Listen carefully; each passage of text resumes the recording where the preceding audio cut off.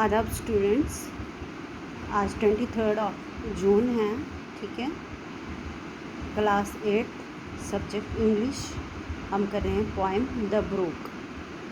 ठीक है, this poem is written by Alfred Tennyson. ये एक नेचुरल पोएम है, नेचर से रिलेटेड पोएम है। नेचर से रिलेटेड पोएम का मतलब होता है जब पोइट की इंस्पिरेशन नेचर होती है, नेचर ही उसकी इंस्पिरेशन होती है और वो आप तक ऐसी बातें पहुंचाना चाहता है नेचर के थ्रू। इसका मतलब वो पर्सोनिफिकेशन जो उसका है, कोई एक टूल लेता है वो कोई भी, जैसे इस पोएम में उन्होंने द ब्रूक को अपना पर्सोनिफिकेशन लिया है। द ब्रूक का उसने पर्सोनिफिकेशन ह्यूमन लाइफ से किया है।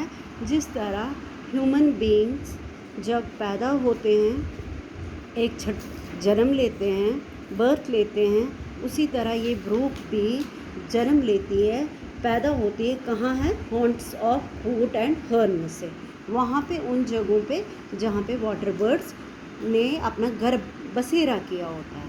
ठीक है, फिर जिस तरह ह्यूमन बीइंग एडोलसेंट में पहुंच जाता है, फिर बड़े हो जाते हैं, मैच्योर एज में आ जाते हैं, फिर साइलेंट हो जाते हैं, उसी तरह जो ब्रूक है फिर आहिस्ता आहिस्ता साइलेंट हो जाती है। पहले उसका नटखटपन होता है, फिर साइलेंट हो जाती है, फिर आगे आगे वो पहुंच के वैलीज़ में आ जाती है जहां वो बिल्कुल मैच्योर बन जाती है। ठीक है, एंड में वो अपना सफ़र तय करके ब्रिमिंग रिवर्स में जाती है। जिस तरह ह्यूमन बीइंग्स ओल्ड एज में अपना सफ़र करके एंड में एक इटर्नल डेथ की तरफ अपना रुख कर लेते हैं। ठीक है, ये पोएम अल्फ्रेड टेनिसन ने लिखी है। इस पोएम में उन्होंने ऐसी इमेजरीज़ का यूज़ किया है, जैसे फॉर एग्जांपल साउंड्स किए हैं, साइट्स बताए हैं, आपको ऐसी ऐसी विजुअल्स बताए हैं, वर्ड्स का ऐसा यूज़ किया है जिससे आपको ऐसे लग रहा है जैसे कि ब्रूक आपके सामने हो, जैसे उसका पूरा लाइफ जो है एक ह्यूमन बीइंग की तरह होता है। ठीक है, let us start our next page reading. I went about and in and out, with here a blossom sailing, and here and there a lusty trout, and here and there a grayling, and here and there a foamy flake upon me as I travel, with many a silver water break above the golden gravel. इन लाइनों में point ये कहना चाहता है कि जब मैं नीचे आता हूँ, ठीक है, मेरे साथ बहुत सारे लास्टी ट्राउट्स आते हैं, स्ट्रॉन्ग ग्रेवल्स आते हैं। ठीक है, और फिर मैं फोम, मेरे में जाग उठती है। जाग जैसे आप देखते हो जब हम सर्फ डालते हैं उसमें जाग निकलती है, वही जब रिवर्स ग्रेलिंग करते हैं, ठीक है, कर्व दिशा में बहते हैं तो उनका एक फोम सा बन जाता है। Upon me as I travel, with जैसे जैसे मैं ट्रैवल कर रहा हूँ, मेरे साथ silver water break and golden gravel.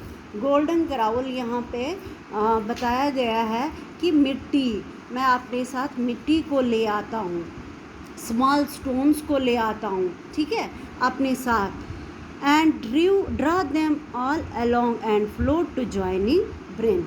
वो अपने साथ में उनको खींच के ले जाता हूँ, उनको ड्रिव करता हूँ, अपने साथ फ्लो करता हूँ, ताकि मैं to joining the brimming brown rivers में। ठीक है, for men may come and men may go but I go on forever. Men आते हैं, लोग जाते हैं, सदियाँ बीतती है, ठीक है, पर मैं हमेशा चलता रहता हूँ, मैं कभी रुकता नहीं।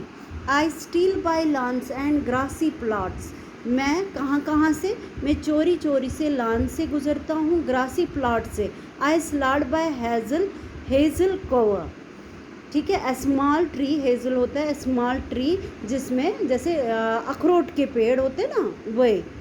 आई move the sweet forget me nots, और फॉरगेट मी नॉट एक फ्लावर है वहाँ से, that grows from happy lovers. और फॉरगेट मी यहाँ हैप्पी लवर्स को उसने मैच्योर जो लोग एक मैच्योर एज में आ जाते हैं, जैसे एंडोलसेंस जैसे क्रॉस करके 25 या 26 साल के हो जाते हैं, तो हैप्पी लवर्स के साथ उनकी जो होती है वो हर एक चीज़ के साथ लव करना स्टार्ट कर देते। I slips, I slide, I gloom, I glance among my skimming swallows. I make the netted sunbeam dance against my sandy shallows. I murmur under moon and stars. मैं दिन को भी बहती हूँ, रात को भी। मैं मरबन, मैं बिल्कुल फुसफुसाते हुए, मरमरिंग करते हुए जाती हूँ जब रात हो जाती है। In the brambling wilderness, I linger by my shiny bars, I loiter round my cresses, and out again I curve and flow to joining the brimming river. For men may go and men may come, but I go on forever. ठीक है, ये कह रही है कि इतनी तकलीफ़ें, इतने आप देखते हो कहाँ कहाँ से पैदा हुई, कहाँ से आई, इतनी मुश्किलातों से भी मैं अपने डेस्टिनेशन में पहुंच जाती हूँ। आखिरकार मैं जॉइनिंग द ब्रिमिंग रिवर, मैं उसके साथ मिल जाती हूँ। मैं लास्ट में समुंदर के साथ मिल ही जाती हूँ, ताकि लोग, चाहे लोग आए चाहे लोग जाए, मैं अपने डेस्टिनेशन में कामयाब हो ही जाती हूँ। मैं एंड तक अपना सफ़र तय कर लेती हूँ। ठीक है, इस पोइम में आप देखते हो पोइट ने बहुत सारी टेक्निक्स यूज़ की है।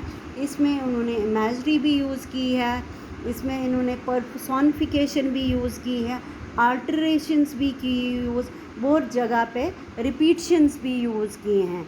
ठीक है, ये आपकी पोइम है द ब्रूम, जिसमें पोइट ने पर्सोनिफिकेशन द ब्रू को किया है with human, different stage of human life के साथ। ठीक है, ये अल्फ्रेड टेनिसन की पोइम है। आज का इतना ही है। That is all for the day. Be happy at your home.